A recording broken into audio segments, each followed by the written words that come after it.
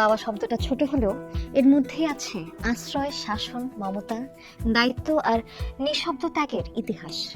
পৃথিবীর কোটি কোটি মানুষের কাছে এই একটি শব্দের ওজন পরিমাপ করা প্রায় অসম্ভব। বাবাকে নিয়ে তো কত কথাই বলি আমরা, কিন্তু আমরা কি জানি বাবা শব্দটাই কিভাবে এলো?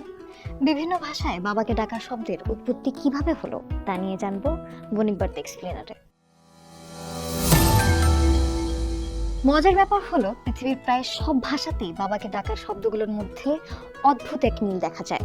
বাংলায় বাবা, ফার্সিতে বাবা, আরবিতে আব্বা, ইংরেজিতে ড্যাড বা পাপা, স্প্যানিশে পাদ্রে, ফরাসিতে পের, জার্মানে ভাতা, জাপানি ভাষায় চিচি বা পাপা, চীনা ভাষায় বলা হয় বা। কিন্তু এই মিল কেন?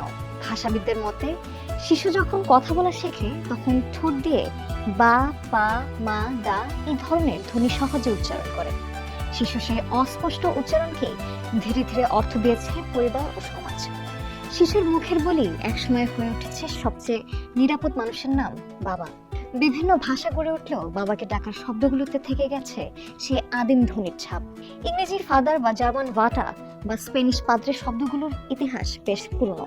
এটি এসেছে প্রাচীন ইন্দো ইউরোপীয় ভাষাগোষ্ঠীর পেতের বা পাতের থেকে। আবার ড্যাড শব্দটিও শিশুর মুখ থেকে দাদা বা দাদা ধ্বনি থেকে এসেছে বলে মনে করা হয়।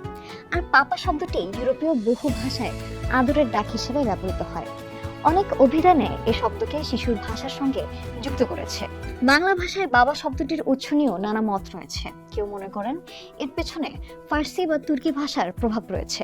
আবার অনেক ভাষাবিদ মনে করেন এটি মূলত শিশুর বুলি থেকেই গড়ে ওঠা একটি আদুরে ডাক। তবে বাবা শব্দের অর্থ শুধু একজন পুরুষ অভিভাবককে বোঝায় না। কখনো এই বাবা মানে নির্ভরতা, কখনো কঠোরতার আড়ালে থাকা কোমলতা, কখনো সন্তানের ভবিষ্যতের জন্য নিজের বর্তমানকে বিসর্জন দেওয়া এক মানুষ, যিনি নিজের ইচ্ছাগুলোকে সন্তানের স্বপ্নের কাছে হার বানিয়ে দেন।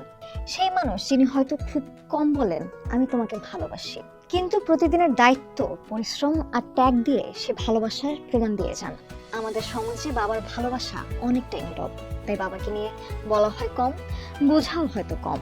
কিন্তু সন্তানের প্রথম নিরাপত্তা বোধ, প্রথম ভরসা অথবা প্রথম নায়কের জায়গাটি দখল করে থাকেন বাবা।